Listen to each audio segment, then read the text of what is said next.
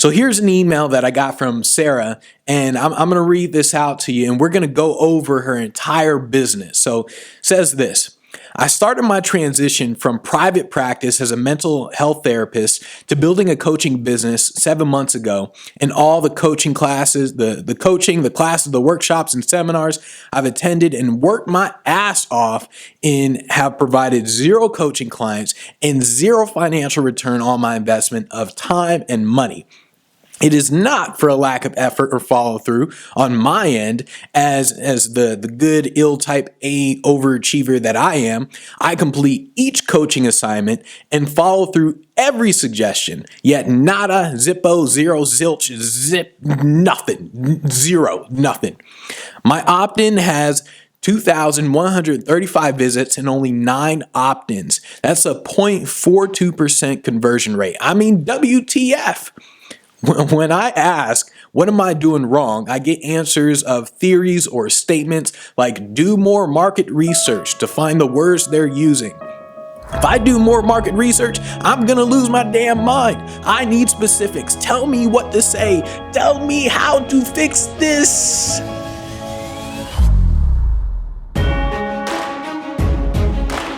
How'd you do that?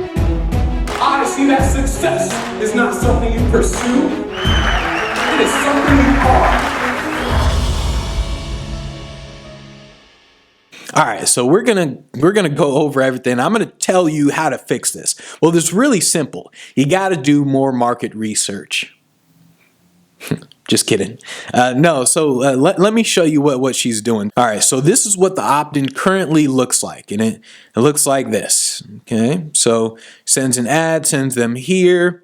Now, there are a few problems with this opt-in. Number one is you turn this opt-in page to more like a sales page. So as I read this, I'm reading all this and it says, okay, I don't know about you, but 3 years ago, and I'm having the same argument over and over, and then we feel like we're losing our minds. I mean, and then you're going through this whole thing. This is like a sales page type of text. And opt-in should be more simple. I mean, it should literally be where it's just, okay, this right here, that's it. Just the headline there and then the button. That's all you really need. You don't even need the rest of this stuff. And so one of the things with an opt-in is that you need to make it so simple that it's this thing that people desperately want to have. When you say, here's a guide, well, one, I'm not sure what a guide is. Is this like a long book or what? So the best opt-ins that convert are checklists. So if you have like a checklist or 3-step type thing, those are the best opt-ins that convert. Just think along the lines of you just want to be more specific. So it's not a guide. You want to say either PDF or checklist. So what exactly is it? And also just understand that it's way too long. And here there's another opt-in that you have. And this is an opt-in. Let's see. This thing will load here. This opt-in is...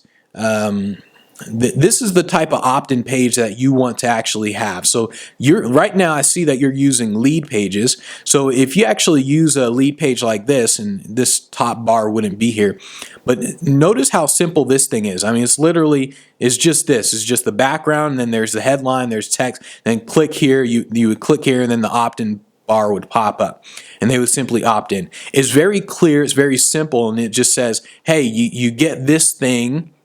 You can put in whatever you want here. You get in this thing, then bam, just sign up. You want to make it really, really simple in terms of the opt-in. So that's the first thing that I would fix with your opt-in. And then the other opt-in that you're using is this one where it's like a quiz type of opt-in. And here, I would change up the headline. So it says, how strong is your self-esteem? To me, that's not a really strong headline. You want to say something like, are you insane or do you just have high self-esteem? Something like that. Or something like, are you secretly depressed? Take the test. And so you want to just change up the headline. And also, I went through this thing. Oops, I went through here, and I took the test. And at the very end, you actually give people you give them the results. So it was like, oh, happy, and you gave the result, and then you said something like, it was like, oh, click this link if you want to download it or something. And that's not something that I want to do or anyone else wants to do. All they want is the results. What you need to do is you need to say, okay, test is completed, enter your email, and we'll send you the results. That's what you want to do. Like, there has to be a reason for someone to enter their email. If you just give me the answer, I don't need to enter my email anymore. So I think there's a software called Lead Quizzes. I believe I heard good things about that, so you might want to check that out.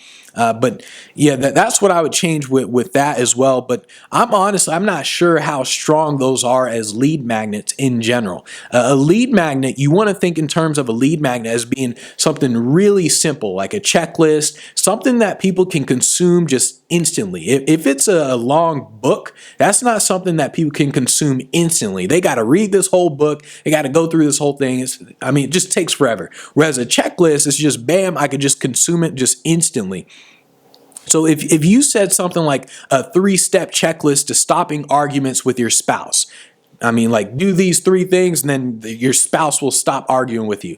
And it's like a 3-step checklist or something that's like a checklist. So that would be the first thing I would fix with the opt-ins. Honestly, the opt-in, you're thinking more along the lines of a sales page rather than an opt-in. An opt-in needs to be very simple, straight to the point. Just here, download your checklist. And it has to be something that's almost worth paying for, like either almost worth paying for or actually worth paying for. So if let's say I'm talking with a real estate agent, and I say like, hey, download these 50 leads to people who want to sell their house right now. Well, now the real estate agent is like, oh, damn, all right, cool, bam, bam. And then they go in, they really want to download it because they know they can get to these leads. And it's something that they would even pay for, where it's like, hey, give me some leads to sell houses and I'll freaking pay you for it. And so you want to think along the lines of the same thing with your opt-in as well. Like, is this something that not only would they pay for it, but you could literally say, pay me for it, and they actually will. And so that's what you want to think with opt-in. So the opt-ins need to change a little bit. Well, a lot of bit.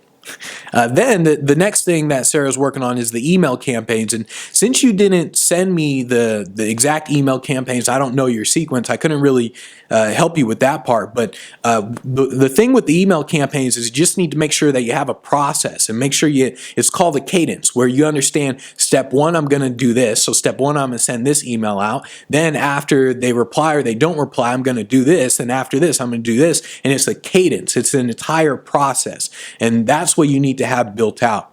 Then she says she's working on Facebook ads, and the Facebook ads, I'm assuming you're sending them to these opt-in pages. And what you want to do with the Facebook ads, this is a really slick trick that I learned a while ago, where the problem that I used to have with the Facebook ads is I would put in $50 or $100, however much, and in the conversion, it would be high at times, and then sometimes it'd be low, and sometimes it'd be like $3 per conversion, sometimes it'd be like $1.50 per conversion. And so I thought, like, every time I try to scale it, it would always cost more. Facebook would always jack up the whole thing, and it would always cost more. And then I learned, if instead of spending $100 all on one ad, if you just take that one ad and split it up into 10 different ads, or 10 of the same ads really, and you just spend $10 each, you're still spending $100, but you're spending $10 per ad. And what Facebook does is Facebook sees you only want to spend $10 a day. So now, instead of charging you $1.50 per conversion, it now charges you 50 cents per conversion. And it does that with all the 10 ads. And so that's just a simple thing that you can do, where you just spend $10 to $20 per ad that you're using, and the conversions will be better, but you just have multiple ads with the Facebook ads. Then you said that you're also doing Facebook groups, your Facebook group posting and the live videos. And let me go to the Facebook group here. So this is just a Facebook. You want to understand the difference between a Facebook group and a Facebook page. The Facebook group actually has a lot more interaction, because Facebook, what they did with the pages, they basically said, hey, if you don't pay for your stuff to get shown, we're not going to show it to anybody. Even though you can have a million people who followed you on Facebook, on your Facebook page, they just won't show it to those people. Versus the group, if you actually have a group, then they'll show it to everyone who's in that group, or almost everyone in that group. And so the Facebook page, what I tell a lot of people is that you need to understand the difference between what works, what someone is doing to actually make money versus what it looks like what they're doing.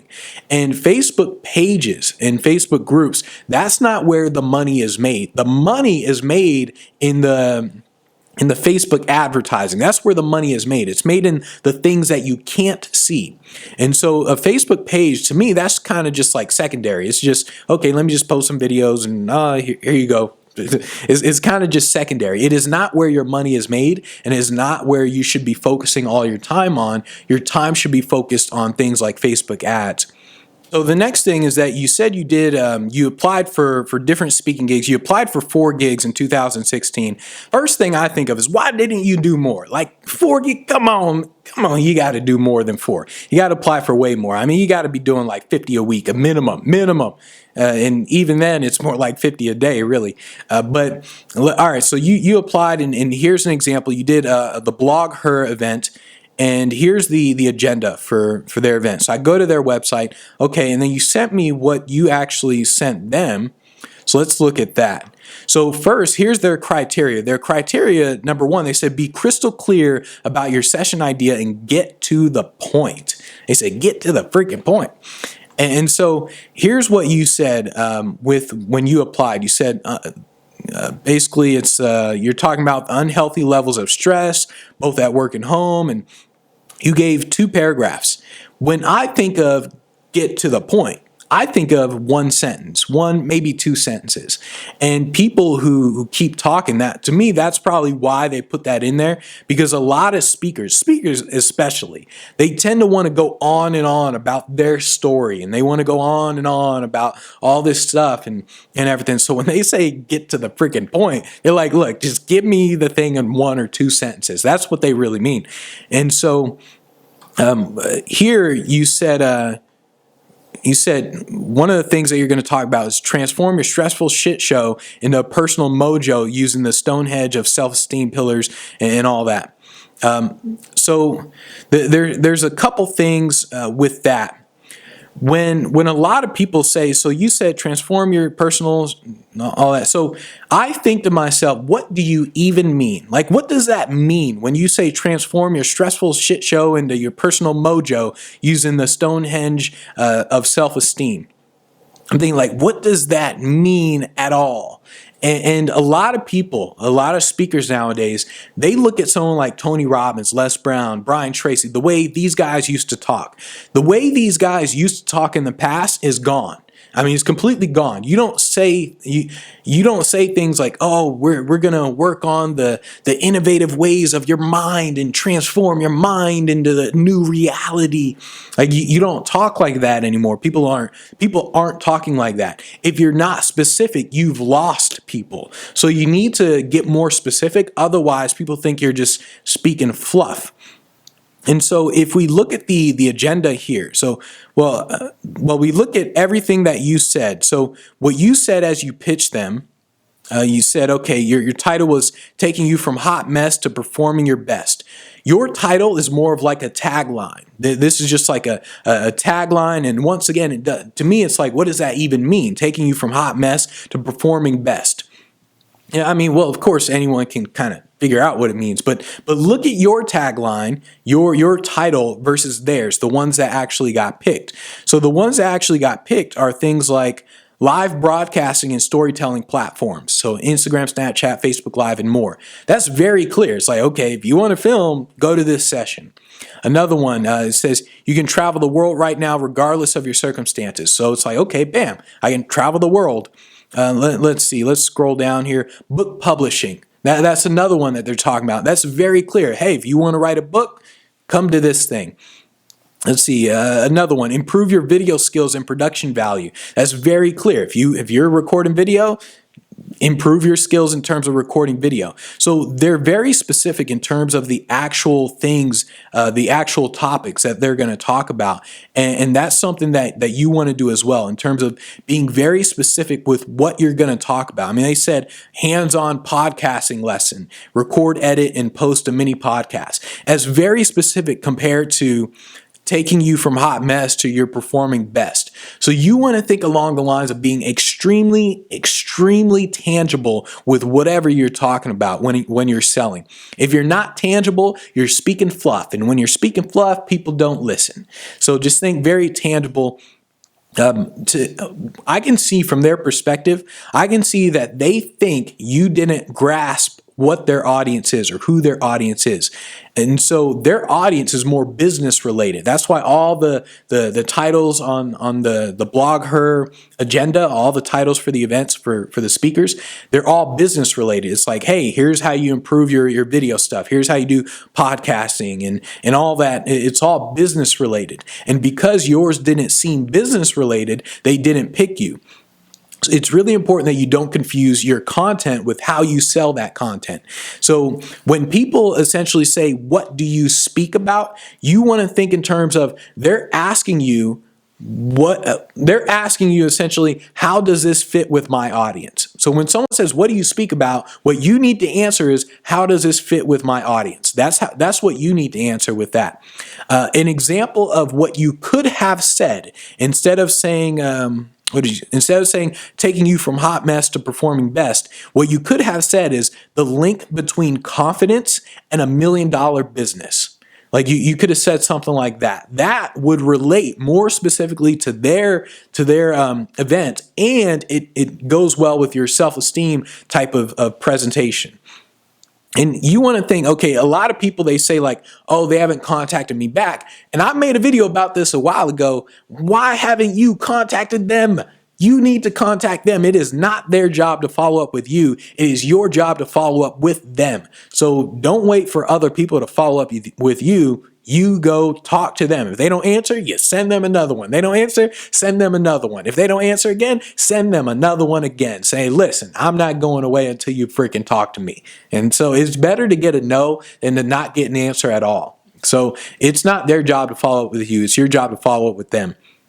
And then you said the other things that you want to work on is you want to book 2 paid speaking gigs a month in 2017. So the first thing, I mean, there's a lot that goes into this, and you want to get good at prospecting. You want to improve your image, improve your website and your prospecting sequence. So remember when I talked about cadence earlier with the step 1, I send this email, step 2, this. So you want to get good at that part. And then 2, you want to improve your website. And this is honestly too much to get into. Like that's literally the reason why I created the Speak Pro Academy, where everything is in there in terms of getting paid gigs, building up your speaking business, building up your audience. All that stuff is in there. And then if you, with someone like you, where you know you need a better website, you can actually go into Speak Pro Academy, download the pre-built website, download the pictures in there for you to use on your website, and you'll have everything ready to go.